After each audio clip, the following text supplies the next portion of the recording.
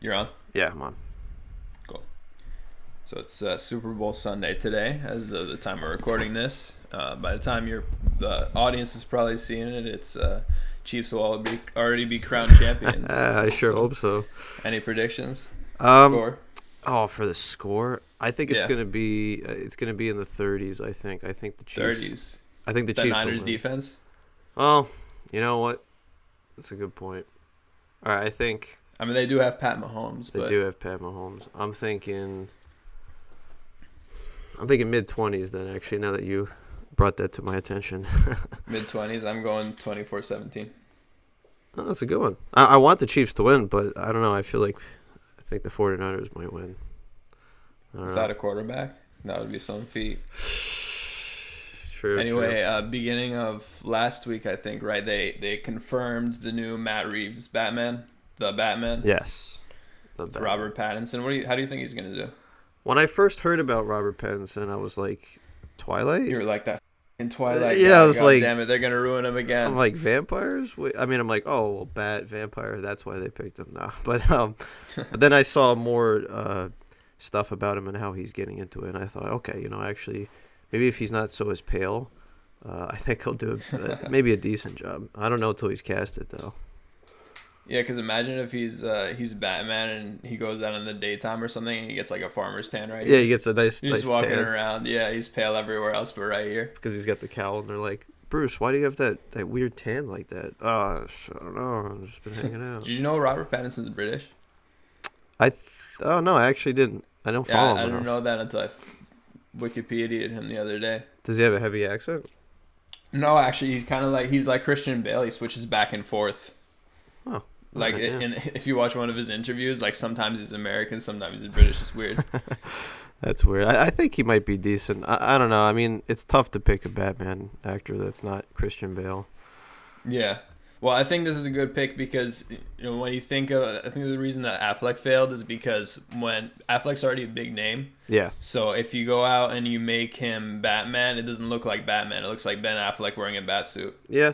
No, it does. The whole time watching it, I just thought I was like, oh, that's Ben Affleck jumping Yeah, around. thankfully, I'm proud to say I've never seen a DCEU movie, but yeah, Ooh, let I me just tell just ya. looking at the bat suit, it's probably the worst bat. I think honestly, the 1989 Tim Burton bat suit looked better than it. It was hideous. Yeah, he was a bad Batman. Yeah, Ben Affleck was a bad cast. I thought at first I was like, all right, not bad. And then I watched Batman vs Superman. I was like, yeah, this is terrible. This is awful. I'm sorry you had to watch that. Oh, I know. Well, this is going to be the first solo Batman movie since The Dark Knight Rises. So Yeah. it'll be tough to follow that one up, but Oh my we'll gosh. see. I think it certainly can't get much worse than Batman and Superman, I've heard. Oh my God, Batman. Oh, I'm sure you've seen the jokes about how they find out their moms have the same name and they're best friends. Martha, and that was like the climax of the movie. Yeah. That like if you've never you haven't seen the movie, right? No. Like the memes kind of seem like they blow it out of proportion where they're like, "Oh, we have the same mom name, so we're friends." But that is literally how the movie played out. It's like Yeah, I heard. it's ridiculous. I remember sitting in the theater like just like completely just astonished, like, what the hell am I watching? And you went to the theater to saw that. I know. I to went. see that. I know because I was like, oh, maybe it's gonna be pretty good. And then they're literally on top of each other, about to stab each other to death. And he's like, "Oh, Martha," and they're Why like, did you say that name? he's like, "What? Oh, okay, we're like best friends now, man." I'm like, what? What the hell's going on? It's Yeah, bad. but they're gonna have to follow up. At least Matt Reeves is gonna have to follow up The Dark Knight Rises, the much polarizing third installment to the Dark Knight trilogy. I thought it was actually like I recognized that The Dark Knight is a better movie, Yeah. but I actually enjoyed Dark Knight Rises a little bit more. I don't know why. I thought Bane was fantastic. He's one of my favorite Yep. movie characters. Maybe that's why. Yeah. But yeah. but yeah, just for me, the Rises holds a special place in my heart. But I do recognize The Dark Knight is the better movie. But The Dark Knight Rises did have a lot of problems, It and did. that's why I figured it would be cool to kind of rewrite it in our own ways. I have a little bit of experience with screenplays. I have a couple myself that I'm writing right now.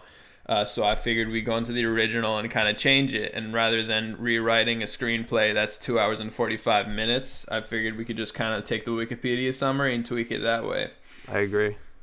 That's why we have this. Yeah, so like I said, I'm a fan of the third movie, so I didn't want to totally rebuild the entire thing. I've seen people rewrite it before, and honestly, I wasn't a fan of the two that I saw on YouTube. Yeah. So here's our own. This is not really like a total rewrite. It's more of like a bug fix, like a software patch of movies, if you will. A new Windows update that came in to tweak it. So my main issues were, I think you would agree on this, Talia al Ghul. Yeah. The entire character, just not a good decision to have her in the movie at all. I agree. And it just totally undermined how cool Bane was, because now instead of just like a revolutionary, he's just a soldier following orders. Exactly. It ruined his whole character. Yeah, I think everyone has an issue with that.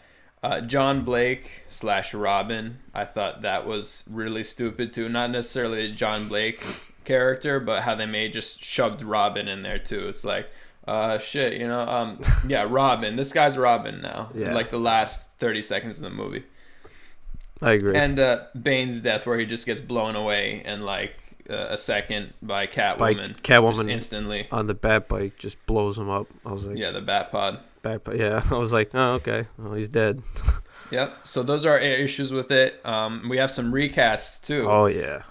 We recast Bane. I love Tom Hardy as Bane, but just thinking about it a little bit more, The Rock would have been perfect for Bane, Johnson. right? He's already bald. He's already huge.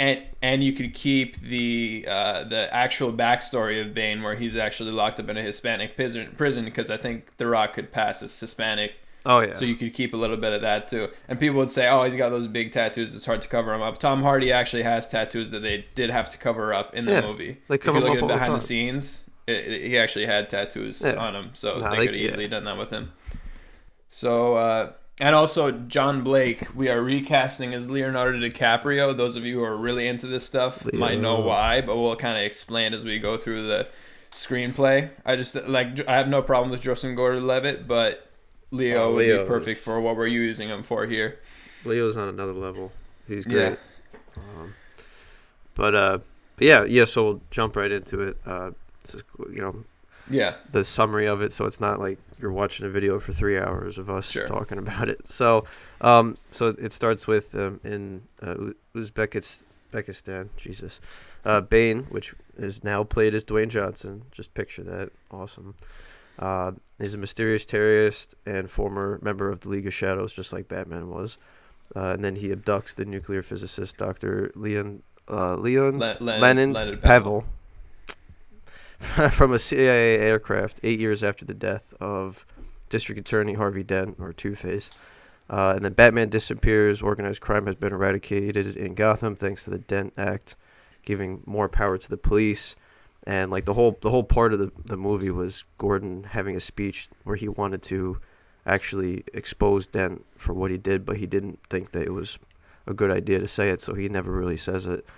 And this was a lot more genius too, now that I think about it back. So Bane during his speech wanted to kind of shove the Dent Act in people's face to kind of get the prisoners riled up that they were locked up for in vain, because this guy was just not actually who they made him out to be. Yeah, he was a psycho once he lost half his face. So I like that part. So we kept that. Yeah, so we kept that, and then all of that was blamed on Batman, which he told Gordon to do at the end of Dark Knight. And then Bruce disappears and becomes a recluse, and Wayne Enterprises is losing money, and Wayne has disconnected his fusion reactor project, which he learned could be weaponized, which is a foreshadow to like the end of the movie. So as you can see, we kept most of the first half of the movie. I think the only thing we changed was The Rock there. Yeah. A little bit different here. So Bane sets up his base in the city sewers and prompts a Wayne corporate rival, John Daggett, to buy Wayne's fingerprints. Cat burglar Selena Kyle, Catwoman, obtains Wayne's fingerprints from Wayne Manor for Daggett, but she has double-crossed the exchange and alerts the police. Gordon and the police arrive to pursue Bane at Daggett's henchmen into the sewers while Kyle flees. The henchmen capture Gordon and take him to Bane. Gordon escapes and is found by rookie officer John Blake, who we've recasted as Leonardo DiCaprio. Blake is then able to get Wayne to indirectly reveal himself as the Batman and convinces him to come back. We're kind of changing this part. He does that in the movie, but it's less of a kind of... He doesn't tell the whole orphan story in this one. Right, yeah. Because you'll see as we go into it later, this was kind of just a way to get him to admit to being Batman, to kind of entice him to come back, but that was more... You'll see why we changed that a little bit later on. Yeah. Then we also have the scene where Wayne gets the knee brace. That is actually going to mean something in our rewrite. I just love how they don't do anything with that for the rest of the movie after we see that scene. Yeah. But keep that in mind going forward here. So if you want to go ahead and pick up this one. Yeah, the knee brace thing, which we both agreed we thought was awesome, and they showed it for 5 seconds, and then... Yeah, well, that's coming later. But yeah, that's coming later. We'll talk about that scene, but the paragraph after that. So then next, Bane attacks the Gotham Stock Exchange using Wayne's fingerprints in a series of transactions that leaves Wayne bankrupt, like in the movie where they didn't pay his bills and they shut his electricity off. And then Batman resurfaces for the first time in 8 years, and while intercepting Bane, his subordinates, Wayne's butler, Alfred Pennyworth, is convinced that Wayne is not strong enough to fight Bane, that he'll basically be killed trying to fight him, and resigns in an attempt to save him. Bane, using the stolen transactions, expands his operations and kills Daggett.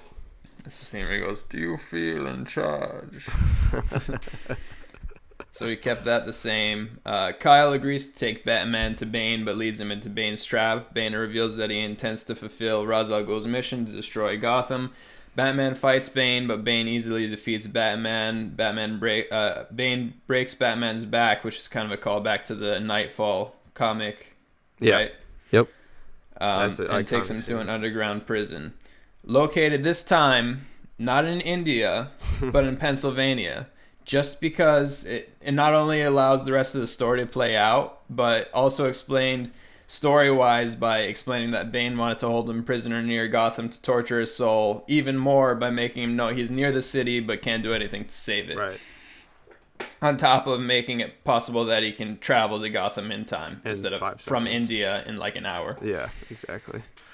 The inmates tell Wayne of the story of Ra's al Ghul's child, who was born and raised in the prison before escaping. The only prisoner to have done so, that stays the same.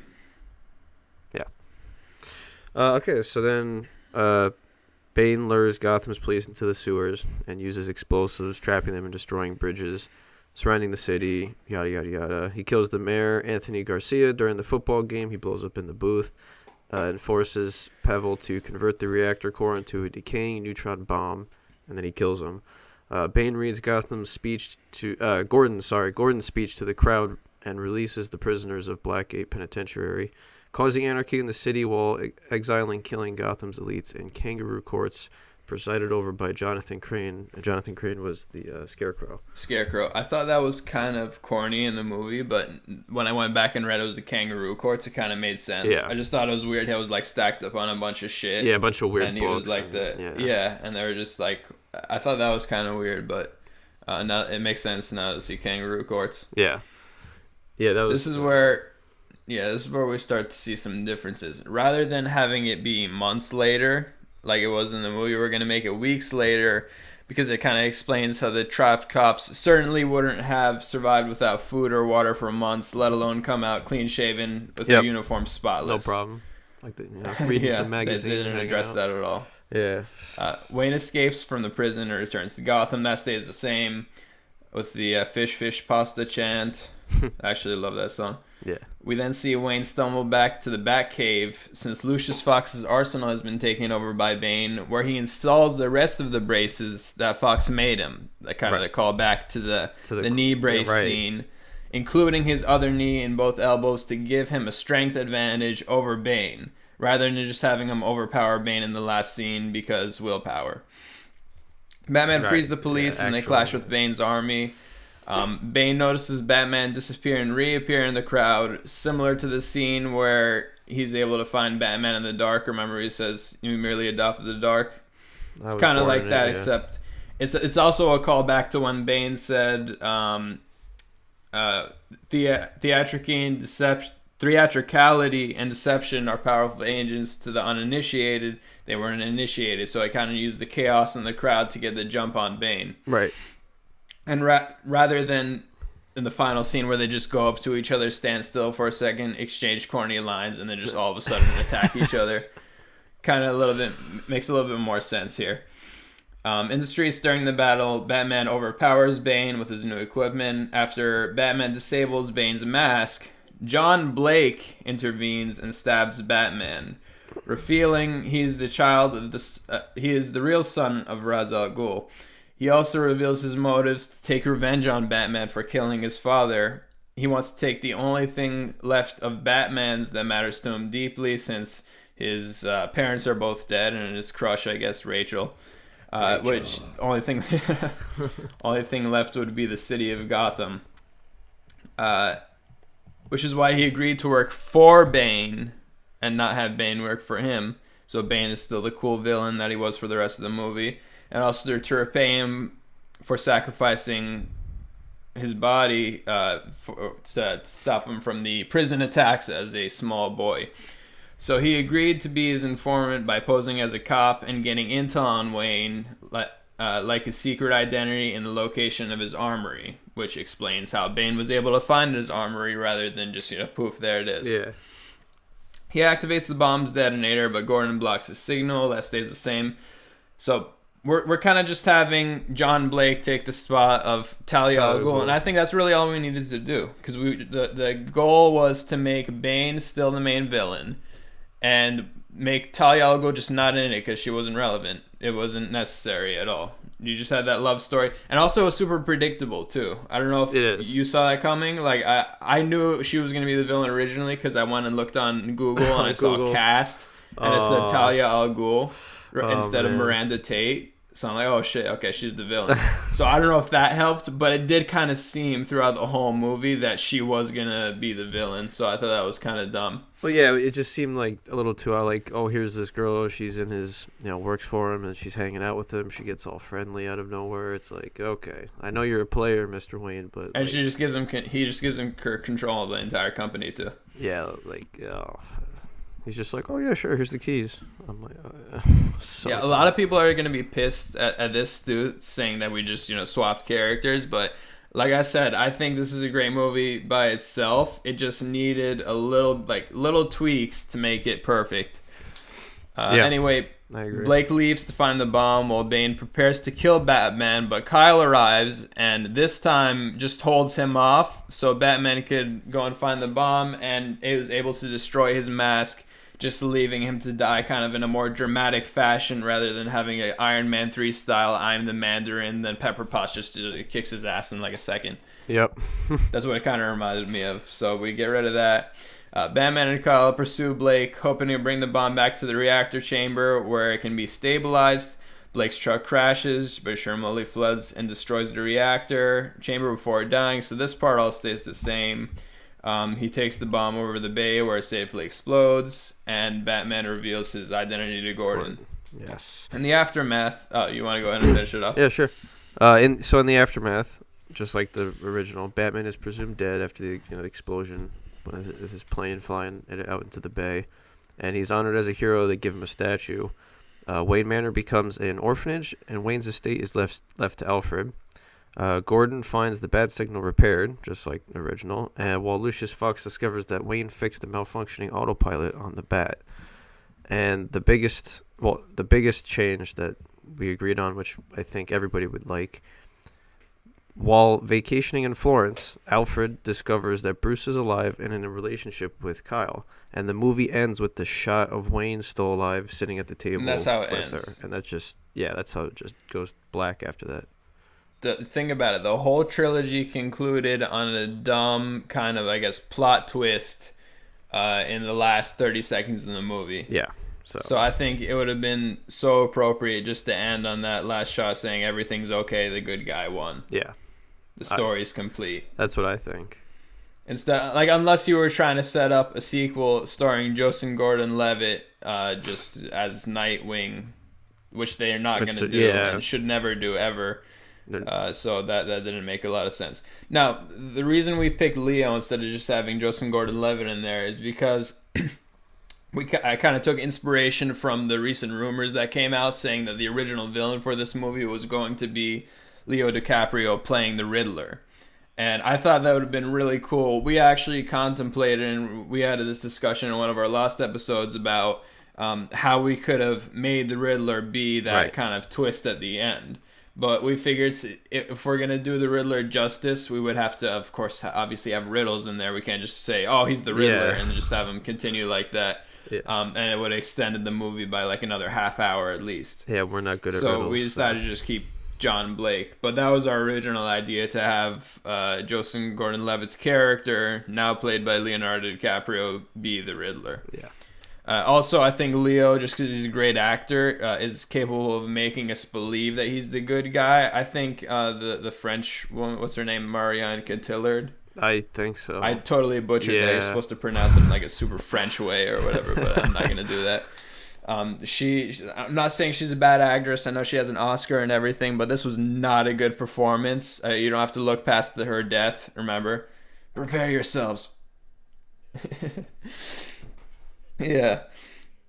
So I think Leo would not only be capable to actually at least pretend that he's dead, but also to convince us that he's actually trying to help Batman save the orphans, and then it's actually a believable twist and not one of the worst twists in history like we got in this movie.